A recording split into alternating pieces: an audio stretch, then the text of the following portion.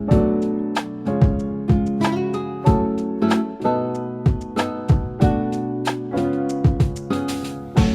and gentlemen, welcome to another episode of the Moujib Late Night Show where we discuss the topics of the hour. And today's topic is going to be very hot.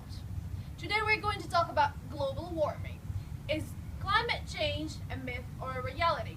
For us to discuss this topic today on the floor, we have with us guests and scientists from all over the world, pro climate change and anti climate change. Starting first by Dr. Muir from Oceanography Research Institute of Malaysia. Dr. Muir, thank you so much for joining us today. We hear a lot of debate about this topic. Some people are against it, some other people are with it. Do we actually have evidence that prove that this is real? Yes, we do have a lot of evidence that can support there are climate change occur in our world. But I will show only two evidence for today. First, we need look into this graph to show the changes of global surface temperature. Start from 1951 until 1980, the temperature was average, but in 1998 and forward, the temperature was increased rapidly. And last year, 2050, it was recorded as a warmest year.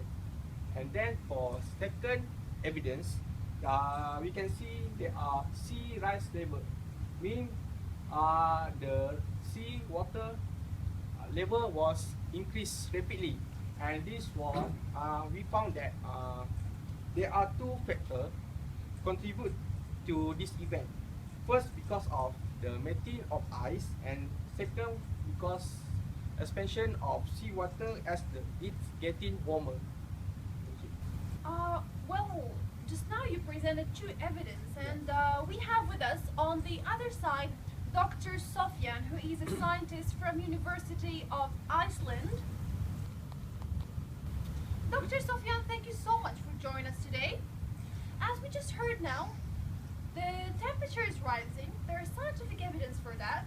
The ice is melting. It's making the ocean sea level rise. It makes it rise. What do you think about that? Oh, as for that, we are always remain to be skeptical about this.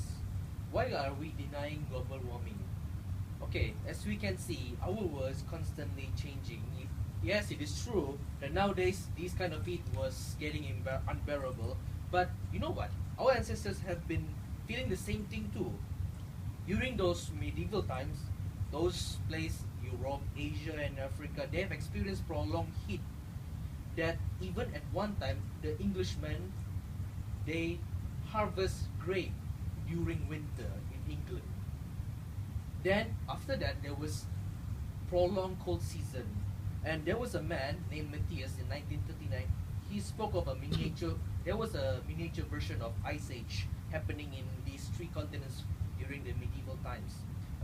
According to him, at 1250 AD, the Atlantic ice pack grew so large, and in 1300 AD, there was no warm summer at all until 1650 AD. And there were evidence of fossil of dead plants buried within glaciers. And even though we do feel hot these days, but does not mean we're going to be suffering too much heat for the next 100 years. Who knows? There will be times then when the global temperature will suddenly drop down and we may feel another ice age again. We probably will have to pray for that with the heat wave that is currently happening in Malaysia. So on the other side, we have with us Dr. Shiem, who is a scientist from the National Oceanic Atmospheric Administration from Norway. Thank you so much for joining us today, Dr. Shiem. As we heard now, all this is just a normal cycle. This is all going to happen again, and our ancestors had this before, and it's just a part of the normal cycle that we're just making a fuss of it nowadays. What do you think about this? What is the evidence that proves that actually climate change is happening? So for now, some people, they still don't believe in climate change because throughout the history, climate changes happened before. and they have happened because of the slight variations in the Earth's orbit. But for now, 97% of the scientists agree that this new tendency is not caused by the variation of Earth's orbit, but human activities. Since the industrial development, there are airplanes, cars, modern technology that increase the consumption of natural resources and release the greenhouse gas into the environment. So the composition of the greenhouse gas will trap the heat. So the more heat it traps, the warmer it gets and the more we feel. So it is real and it is serious now. It appears that climate change is a serious problem again from the pro-climate change people. So we switch now from science to economy a little bit. With us we have journalist Sarah from The Economist magazine from London. Sarah, we hear a lot today about the technologies that are very eco-friendly. They can help us a lot to reduce our waste, our carbon waste, and they're again affordable. Some of them are affordable, but we do not see that on the media, we do not see that on the news. Why is that so? Why we only hear that we can't do it? Is it true that sometimes their eco-efficient technology is already available for global use, but will the benefits be enjoyed by those who must pay for higher prices in order for lowering carbon dioxide emissions? I will take for example, the wind and solar energy is extremely expensive and is not actually the main answer to reduce carbon dioxide emissions. And I would like to take something to tell about the massive benefits of having more carbon dioxide in atmosphere. Actually, it is an observed fact that plants grow faster when the atmosphere is enriched with carbon dioxide, and enriching the air with carbon dioxide actually makes plants more drought resistant. There is no doubt that the increase of carbon dioxide in the atmosphere during the 20th century greatly benefited agriculture, creating billions or even trillions of dollars in increased production. That is really interesting that we just heard now. We've always heard about how climate change and how the levels of carbon dioxide could affect badly our Earth, but now we hear that we can have more plants if we have more carbon. On the other side, we have a student from NYU, environmental student, and she's also an activist. Welcome to the show, Miss Hasina. We heard both sides. We heard other people saying how bad it is for us to have more carbon dioxide on Earth, how climate change is a reality, and we heard on the other side that no, that is not true. It is part of a normal cycle. Having more carbon dioxide on Earth is good for us. So, is this actually human-made?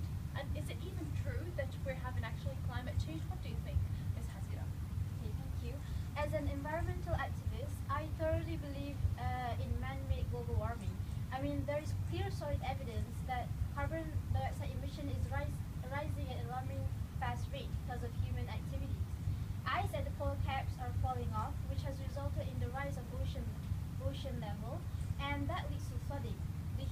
The human population is also rising, and the world is definitely getting warmer. I mean, you can feel it for yourself. The effects of global warming can be seen through extreme events such as tornadoes, hurricanes, extreme drought, and heavy rainfall. Clearly, there are human fingerprints on carbon overload. We burn coal, oil, gas, and fossil fuels to generate electricity and drive our cars, emitting carbon dioxide into the atmosphere that traps heat and leads to global warming. And when carbon emission is high, it can lead to ocean acidification and increase of greenhouse effect. That is very interesting. For us to hear the opinion of other people from the other side of the world, we have with us today Miss Z, who is a director of Greenpeace Alaska branch. Welcome, Miss Z, to the show today. We have a question. So we've heard that the temperature of the Earth is going to increase a degree or two, but for normal people or people who do not do science, that is nothing.